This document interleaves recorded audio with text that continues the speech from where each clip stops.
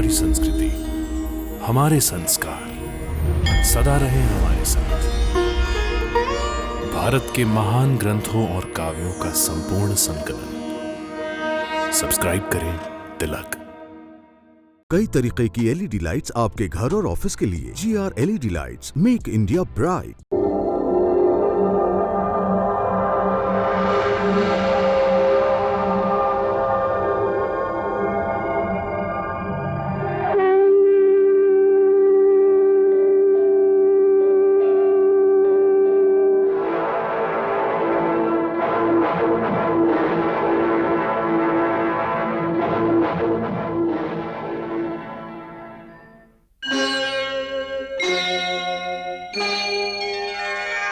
कृष्णा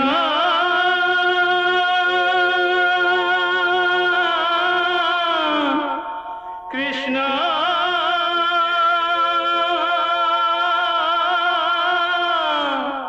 हरे कृष्णा हरे हरे।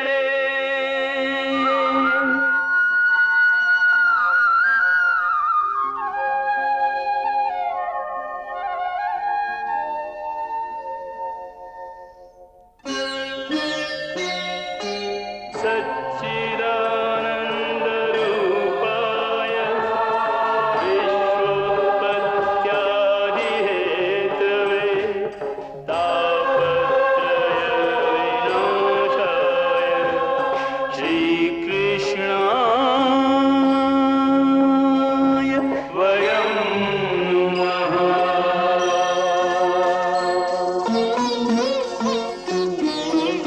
श्रीकृष्ण गोविंद हरे मुरारे, हे नाथ नारायण वासुदेव। हरे कृष्ण राधे राधे कृष्ण कृष्ण कृष्ण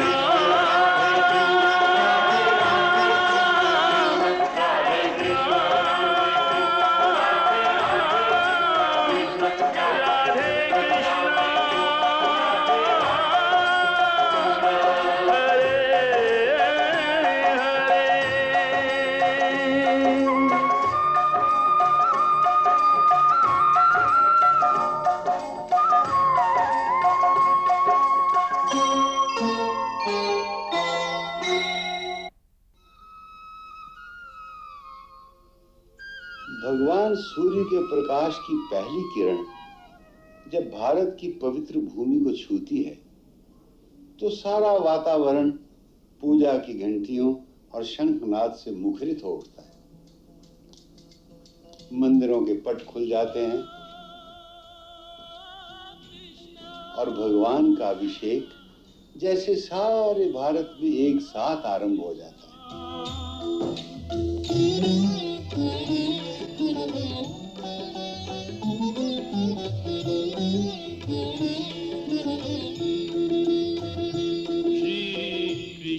कथामृत पान करो, श्री कृष्ण कथा। ये भारत भूमि देव भूमि कहलाती है। इसके कण कण में आध्यात्मिक चेतना है, एक स्पिरिचुअल ग्लो है। ये सारी भूमि जैसे कृष्णमय है, जो श्री कृष्ण का नाम लेकर जागती है और श्री कृष्ण का कीर्तन करते हुए ही सोती है। हरि बोल हरि बोल हरि बोल हरि बोल, एक बार हरि हरि बोल, मन रे हरि हरि बोल, भालो करे बदन भरे एक बार हरि हरि बोल। भावेरो अनागुना राधा हरिते, কোনো পার্থক্য নাহি দুটো চরিতে, একবার হরি হরি বল, হরি বল হরি বল, হরি বল। छोटे छोटे गांव में भी प्रातः काल कोई ना कोई पंडित जी बैठे श्रीमद् भागवत की कथा का गान कर रहे होते हैं। कृष्णा कृष्णा बोलो रे, राधे कृष्णा बोलो, कृष्णा कृष्णा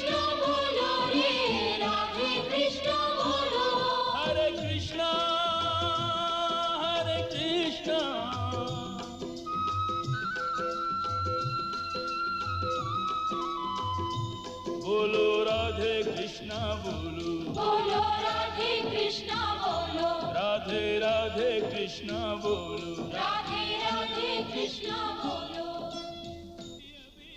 जब रात्रि के समय किसान और मजदूर दिन भर के कार्य समाप्त करके चौपाल में बैठते हैं तो अक्सर गांव में वृंदावन से आई हुई कोई कृष्ण लीला मंडली श्री कृष्ण की कोई सुंदर झांकी दिखा रही होती है।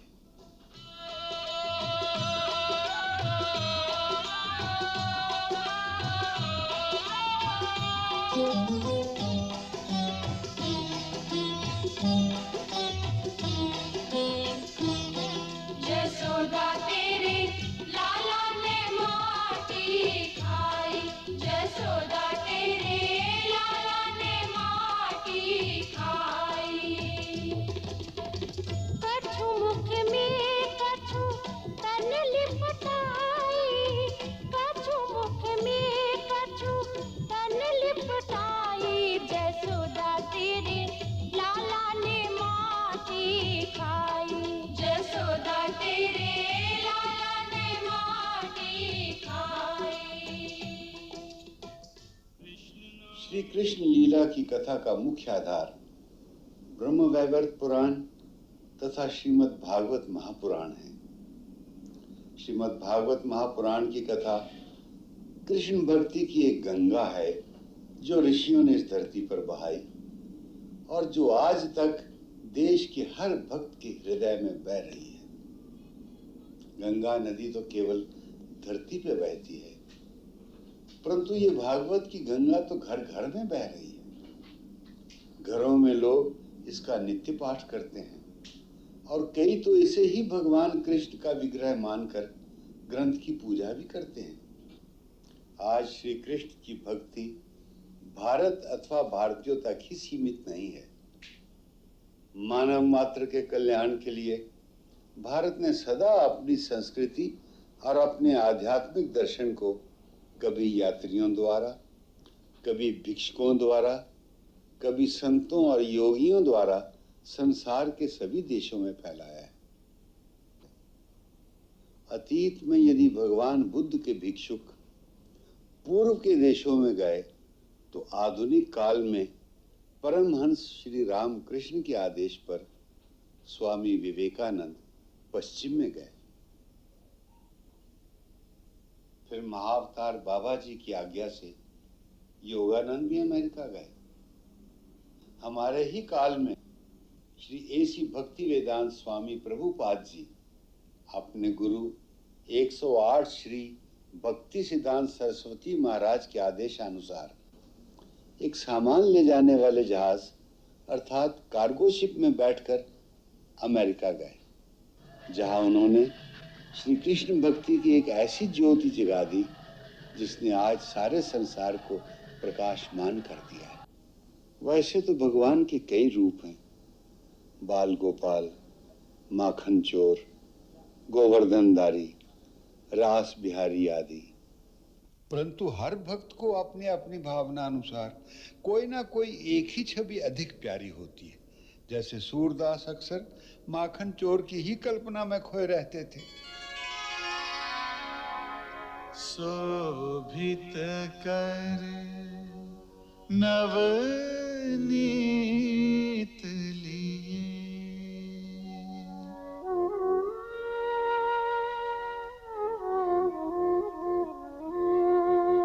शोभित कर नवनीत लिए।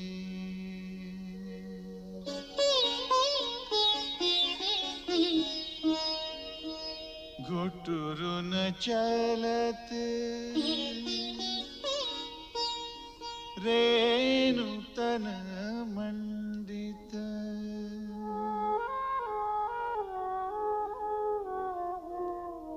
घुटुरुन चलत रेणु तन मंडित, मुख दधि लेप किए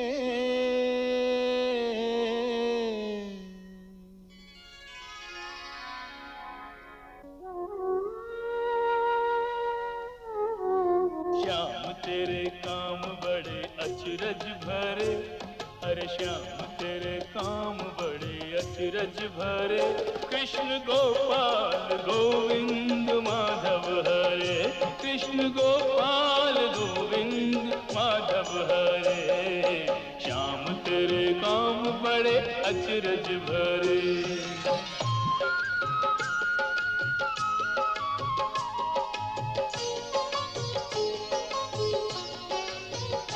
नाथ तू तो जन्म का चोर है, तेरी लीला का और न छोर है।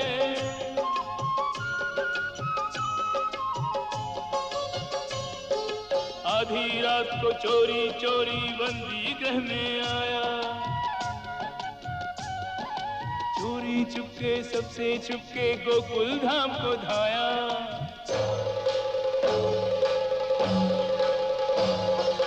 अपने ही घर चोरी करके माखन तूने खाया। हो और फिर चोरी करना सारे ग्वालों को सिखलाया। अरे हो जमुना के तट पे सखियों के तूने चीर चुराए। हीट अनाड़ी छलिया झूठा प्रेम की गाली खाए।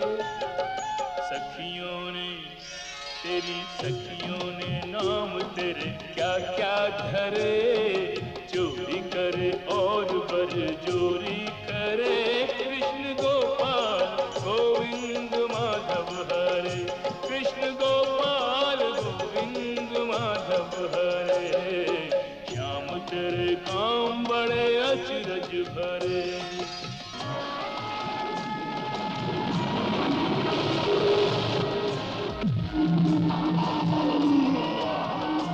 आपके कंस के भेजे सारे तूने एक एक कर संहारे।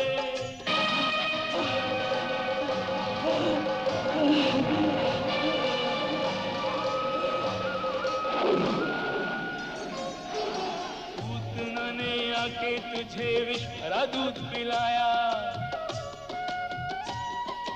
माता की गति देकर अपने धाम उसे पहुंचाया।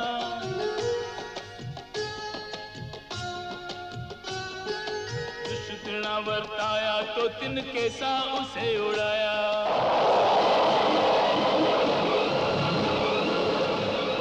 दैत्यवकासुर और अघासुर को सुरलोक पठाया।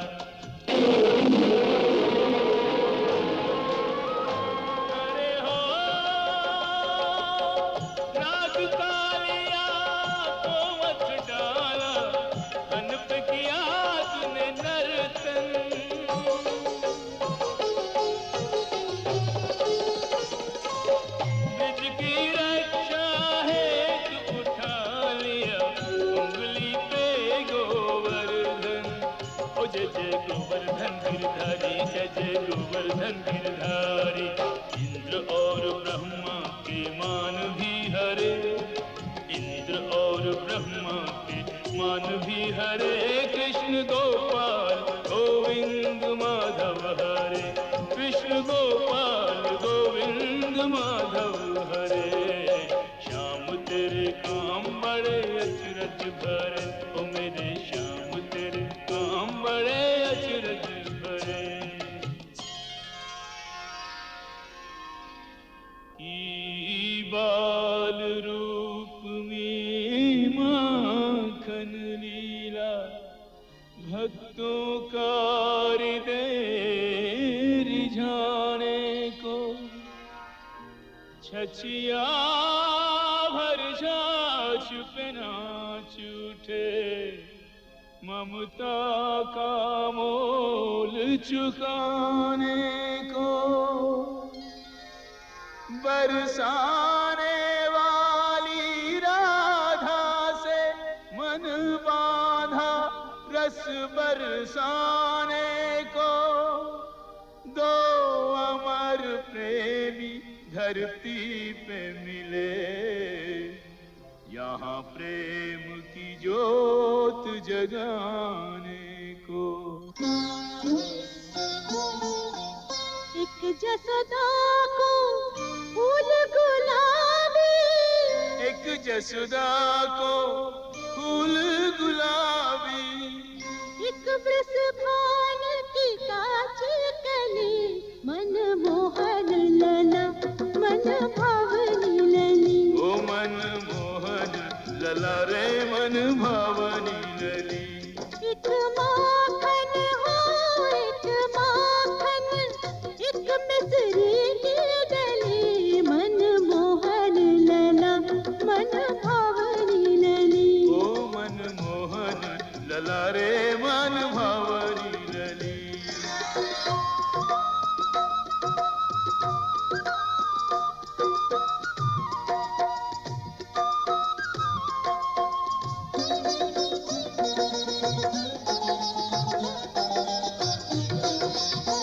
कोई न जाने कोई न बूझे, कोई न जाने कोई न बूझे, इनमें कब की प्रीत पले, मन मोहन लला मन भावनी लली।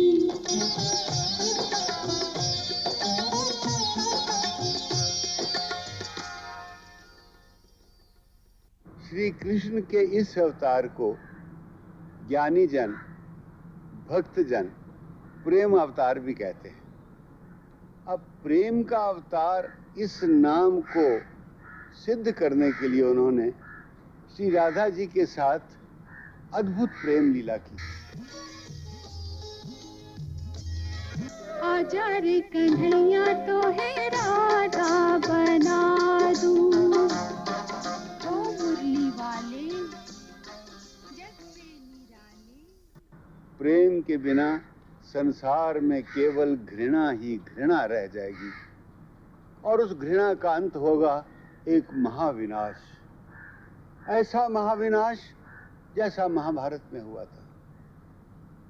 श्री कृष्ण ने महाभारत में विनाश भी दिखाया और उसके साथ ये भी दिखाया कि जीवन को सुंदर बनाने का एक ही तरीका है, प्रेम, केवल प्रेम। प्रेम के द्वारा ही भक्ति का मार्ग मिलता है और भक्ति का मार्ग अंततः फिर प्रेम की मंजिल तक ही पहुंच जाता है। प्रेम डगर पे चलते चलते भक्ति की पावन नदियाँ आए, भक्ति की नदियाँ बहते बहते प्रेम के सागर में खो जाए। ये वो स्थान है जहां पहुंचकर भक्ति और प्रेम में अंतर नहीं रह जाता। वहीं पर आत्मा का परमात्मा से मिलन होता है और उस परम मिलन का एक उत्सव होता है। उसी उत्सव का नाम है महारास। आत्मा परमात्मा के मिलन का मधुमास है, ओ त्रिभुवन का स्वामी भक्तों का दास है। कृष्ण कमल है, राधे सुवास है, ओ इसके अवलोकन की युग युग को प्यास है।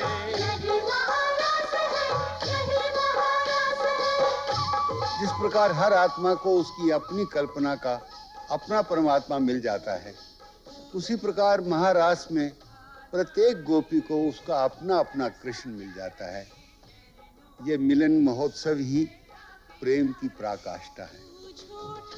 जैसे भक्ति की चरम सीमा पर पहुंचकर प्रेम की प्राप्ति होती है, वैसे ही प्रेम की चरम सीमा पर पहुंचकर इस मिलन महोत्सव का परमानंद प्राप्त होता है। उस परमानंद को प्राप्त करने के बाद फिर पाने को और कुछ शेष नहीं रहता, और जहां से पाने को कुछ शेष नहीं बचता, वहीं से खोना शुरू हो जाता है। जहां मिलन समाप्त होता है, वहीं से जुदाई और विरह शुरू हो जाते हैं। यही काल चक्र का नियम है। सुख और दुख, मिलन और विरह, हंसी और आंसू सदा एक दूसरे के पीछे भागते चले आते हैं। सुख के बाद दुख, दुख के बाद सुख, फिर दुख, फिर सुख। ऐसा लगता है कि काल का एक चरण सुख है तो दूसरा चरण दुख है। इसी नियम के अनुसार जब महारास में प्रेमियों का मिलन आनंद की चरम सीमा तक पहुंच गया, तो वहीं से उनकी जुदाई की घड़ी भी शुरू हो गई। अंततः कृष्ण को गोकुल छोड़कर जाना पड़ा। राधा और कृष्ण के जुदा होने की पीड़ा बहुत गहरी थी।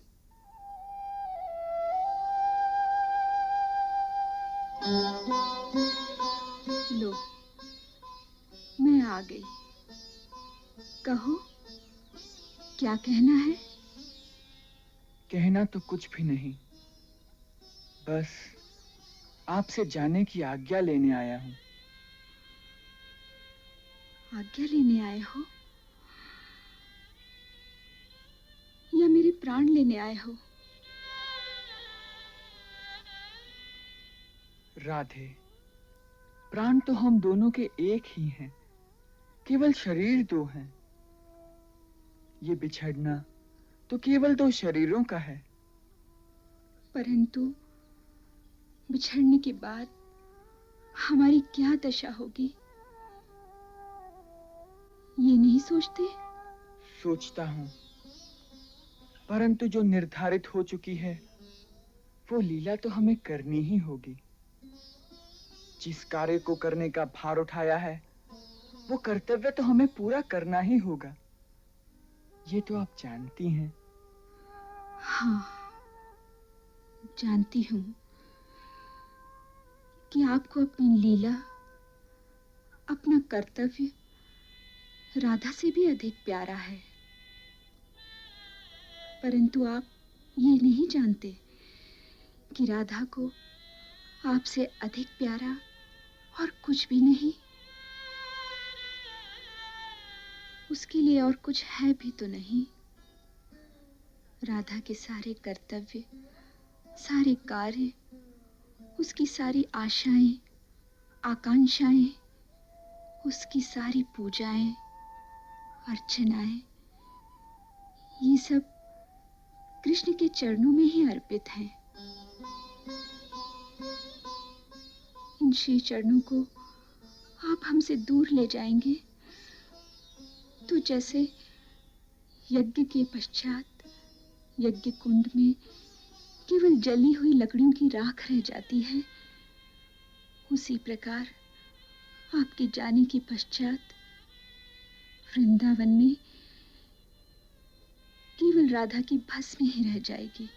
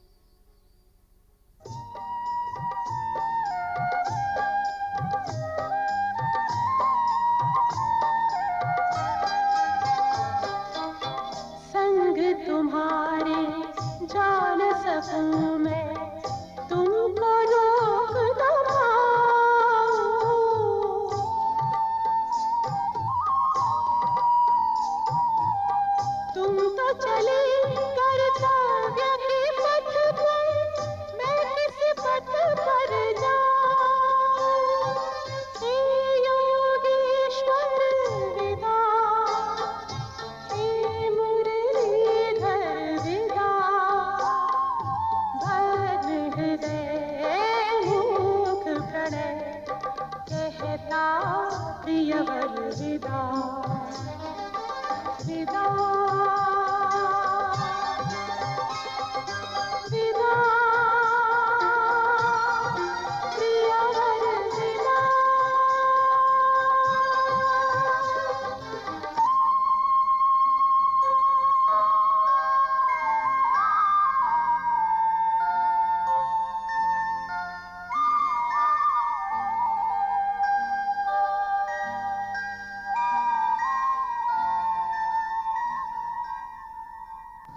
अब यहां से श्री कृष्ण की कथा का एक नया मोड़ आता है।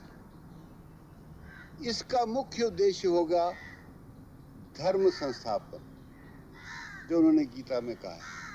अब उन्हें धर्म और अधर्म की शक्तियों के बीच युद्ध कराना है। इस युद्ध में उन्हें अर्जुन और युधिष्ठिर जैसे अपने प्रिय भक्तों को युद्ध में जिताना भी है, उनकी रक्षा भी करनी है, और इसी महायुद्ध के युद्ध क्षेत्र के बीचों बीच खड़े होकर उन्हें अर्जुन को गीता का वो दिव्य ज्ञान भी प्रदान करना है जो युगों युगों तक मानव जाति का मार्गदर्शन करता रहेगा। यदा यदा हि धर्मस्य ग्लानिर्भवति भारत अभ्युत्थानम् अधर्मस्य तदात्मानं सृजाम्यहम्। जब जब जगत में धर्म की हानि होती है भारत,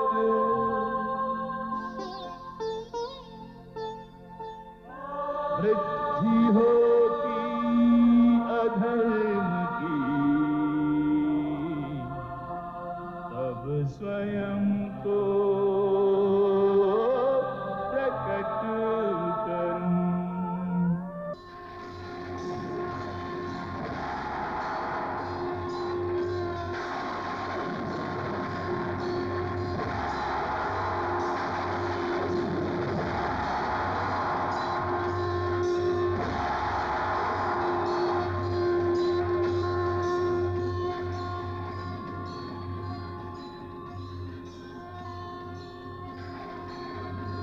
आप कौन है? आप कौन है? आप कौन है? हे अर्जुन, तुम पर अनुग्रह करके मैंने अपनी योग शक्ति के प्रभाव से मेरे इस परम तेजोमय अनादि और अनंत रूप का दर्शन तुझे करा दिया है। ये जो सीमा रहित विराट रूप तुम देख रहे हो, आज से पहले मैंने किसी को नहीं दिखाया।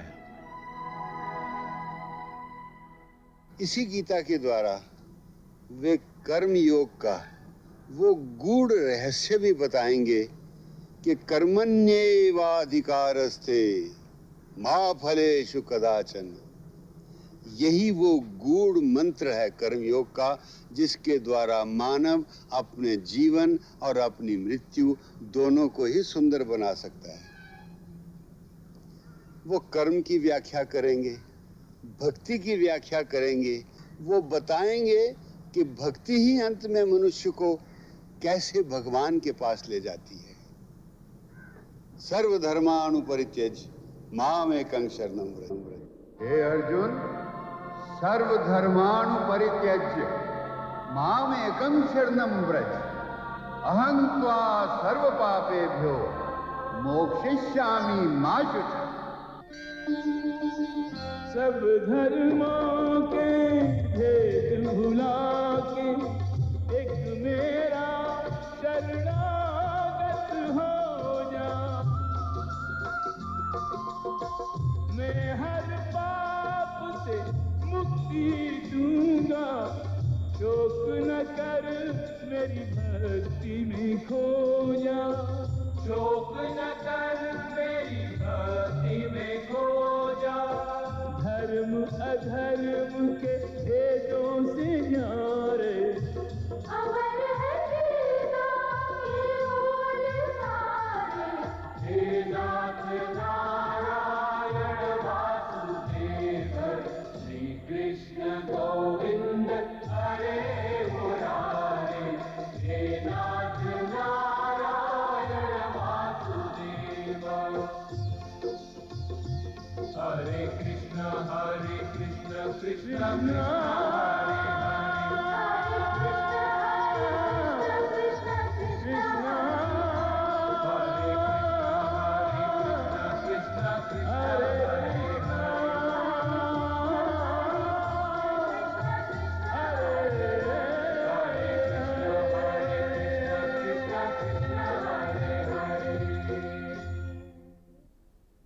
कथा भक्ति और प्रेम की कथा है। प्रेम की आज इस संसार को परम आवश्यकता है। हिंसा और घृणा की अग्नि में झुलसते हुए प्राणी भक्ति के इस प्रेम रस की सुधा में स्नान करके शांति प्राप्त करें और ये प्रस्तुति मानव समाज के लिए कल्याणकारी हो, यही हमारी श्री कृष्ण के चरणों में प्रार्थना है। श्रीमद् भागवत की ये दिव्य कथा जो नारद जी ने सनत कुमारों के मुंह से सुनी, उसी अमर कृष्ण कथा को आगे चलकर संसारियों के कल्याण के लिए सूत जी ने फिर नैमिषारण्य में इकट्ठे हुए शौनक आदि ऋषियों को भी सुनाया। श्रीमद् भागवत की ये कथा मैंने कलयुग के आरंभ में स्वयं महामुनि शुक के मुखार बिंदु से तब सुनी थी, जब उन्होंने राजा परीक्षित को ये कथा केवल 1 सप्ताह में उस समय सुनाई थी जब एक ऋषि कुमार के श्राप के कारण राजा परीक्षित की मृत्यु में केवल 7 दिन रह गए थे। हे परम पूज्य सूत जी, राजा परीक्षित तो बड़े धर्मात्मा राजा थे। वो महाप्रतापी पांडवों के पौत्र और वीर अभिमन्यु के पुत्र थे। फिर ऐसे पुण्यात्मा राजा को किसी ऋषि कुमार ने श्राप क्यों दिया? शौनिक जी, ये भी काल का ही विधान है कि महाराज परीक्षित जैसे धर्मपरायण और प्रतापी राजा को एक बालक के श्राप का दंड भोगना पड़ा। परंतु जब परीक्षित को श्राप मिला, तब धरती पर कलयुग का पदार्पण हो चुका था। भगवान श्री कृष्ण मृत्यु लोक में अपनी लीला समाप्त कर चुके थे। उनके बाद पांडव भी संसार से विरक्त होकर अपने पौत्र परीक्षित को राज्य सौंपकर स्वयं हिमालय को चले गए थे और कलयुग चुपचाप एक चोर की भांति मृत्यु लोक में प्रवेश कर चुका था। एक दिन शिकार खेलते खेलते महाराज परीक्षित जंगल में गए।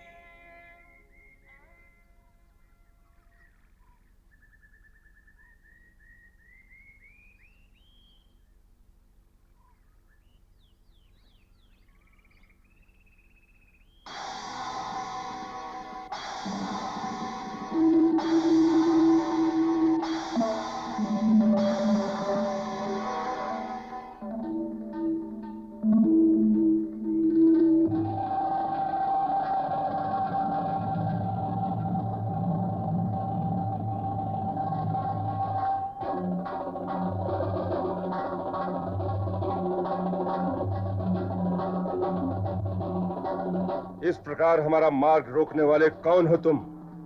महाराज परीक्षित,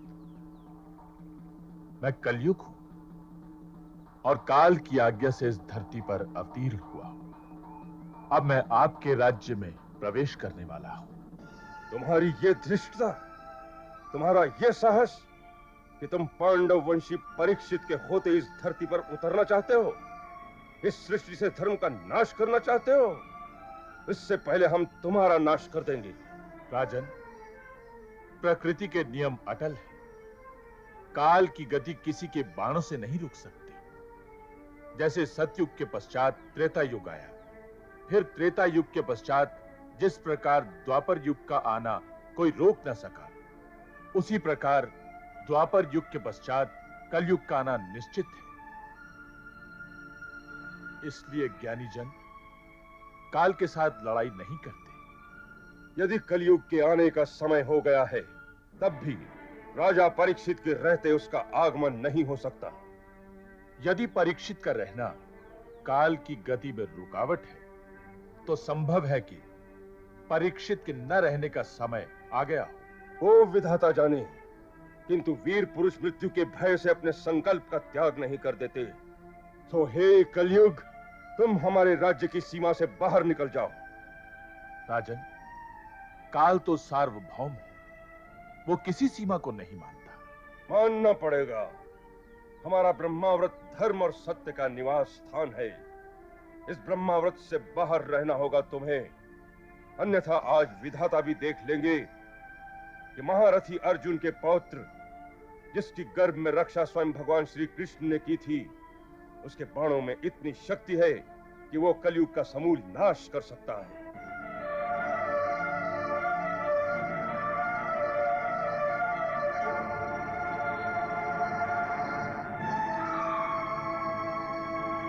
राजन, आपका वचन भी रह जाए और प्रकृति का नियम भी न टूटे, इसलिए मैं आपके जीवन काल तक अपने आप को कुछ सीमाओं में बांधना स्वीकार करता हूं। राजन, मैं आपकी शरण में आया हूं और शरण में आए हुए को स्थान देना आपका धर्म है, इसलिए मुझे वो स्थान बताइए जहां मैं रह सकूं। तुमने पांडववंशी राजा से शरण मांगी है, हम तुम्हें रहने का स्थान अवश्य देंगे, परंतु तुम अधर्म के सहायक हो, इसलिए हम तुम्हें केवल 4 स्थानों में रहने की अनुमति देते हैं।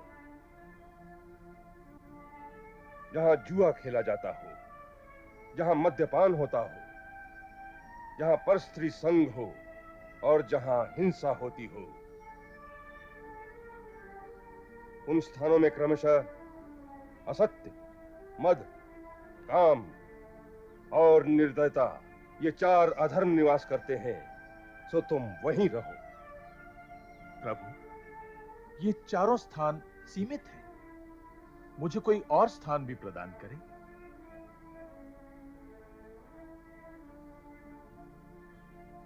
अच्छी बात है, क्योंकि धन में रजोगुण का वास है, सो तुम सोने में भी रह सकते हो।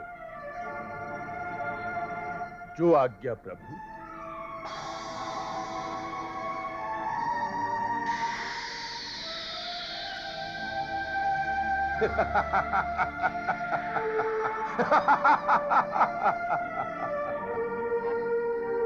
महाराज के सिर पर सोने का मुकुट था, सो कलयुग सर्वप्रथम उसी में बैठकर मुस्कुराने लगा। उस दिन परीक्षित शिकार की तलाश में बहुत भटके।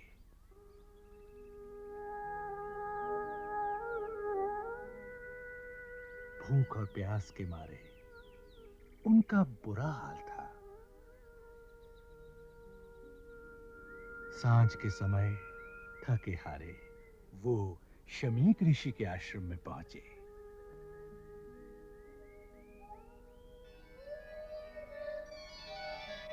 ऋषि उस समय समाधि में ब्रह्मलीन थे।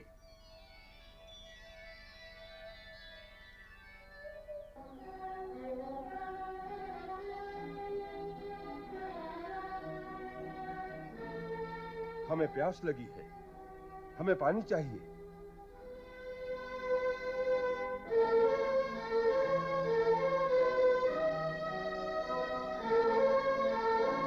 यहाँ और कोई भी नहीं है क्या?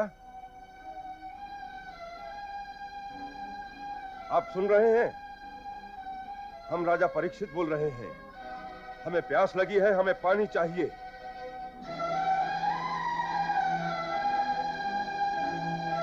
आपको सुनाई नहीं देता क्या?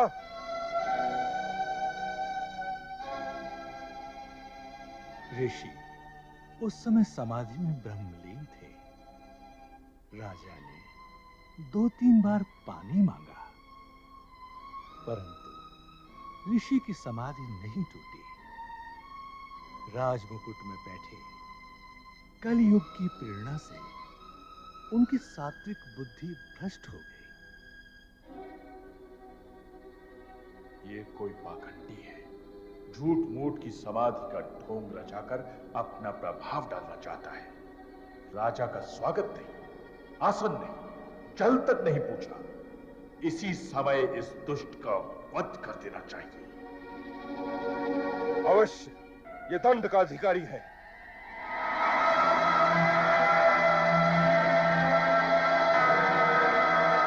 परंतु राजा ने गूढ़ संस्कारों के कारण अपने आप को उस पाप से रोक लिया।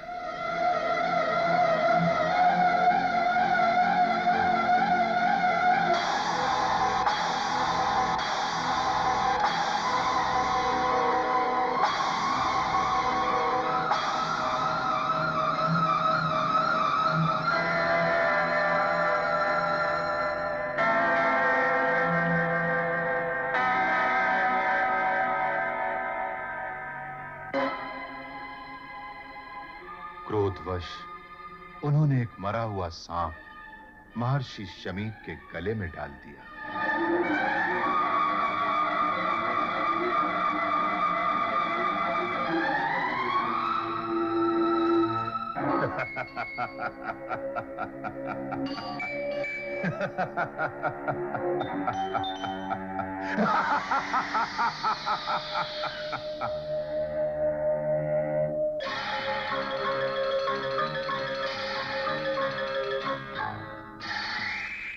उस शमीक मुनि का पुत्र श्रृंगी बड़ा तेजस्वी बालक था। वो उस समय नदी में नहा रहा था। दूसरे ऋषि कुमारों ने वहां जाकर उसे सारा वृत्तांत सुनाया कि किस प्रकार एक राजा ने उसके पिता का तिरस्कार किया है।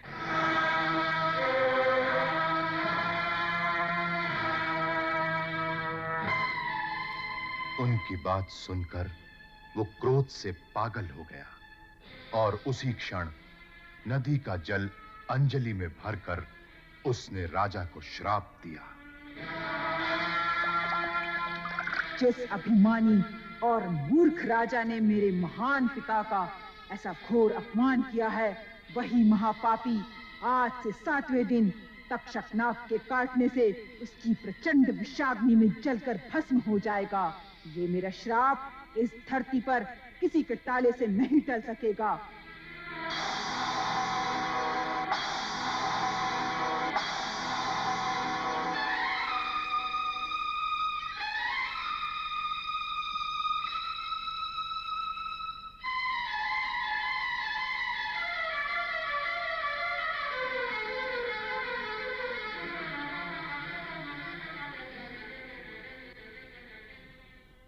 ये विनोद मेरे साथ किसने किया? गुरुदेव, कोई राजा आया था। कोई राजा? हाँ, किसी घमंडी, क्रूर और महापापी राजा ने ये दुष्कर्म किया है, परंतु वो इसका दंड अवश्य भोगेगा। मैंने उसे भयंकर श्राप दिया है। श्राप? हाँ पिताश्री, आपका जो अपमान करेगा वो उस पाप का दंड अवश्य पाएगा। तक्षकनाग के विष में जो भयंकर ज्वाला होती है, आज से 7वें दिन उसी ज्वाला की लपटों में वो पापी भस्म हो जाएगा। तुम जानते हो वो कौन था? नहीं। बिना जाने ही दंड दे दिया।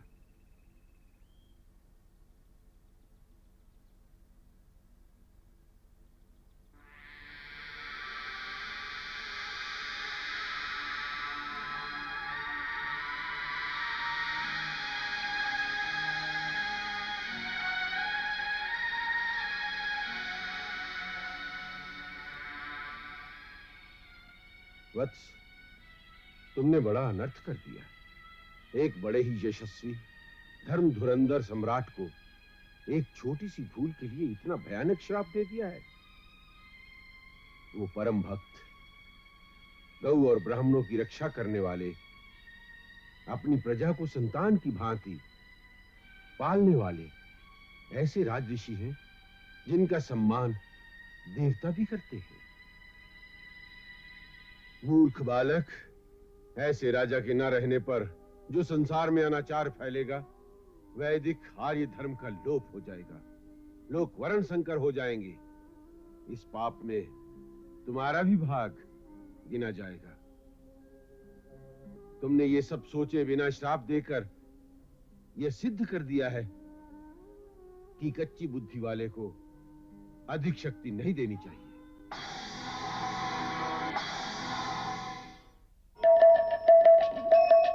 हरे कृष्णा कृष्ण कृष्णा हरे हरे, श्री कृष्ण चरितम गुणानुवादम तत्प्रेरणा अहं करोमि। मम भावगीतं हृदयस्य प्रीतं त्वत्पद्मपादे समर्पयामि। हरे राम राम राम हरे हरे, हरे कृष्ण कृष्ण कृष्ण कृष्ण हरे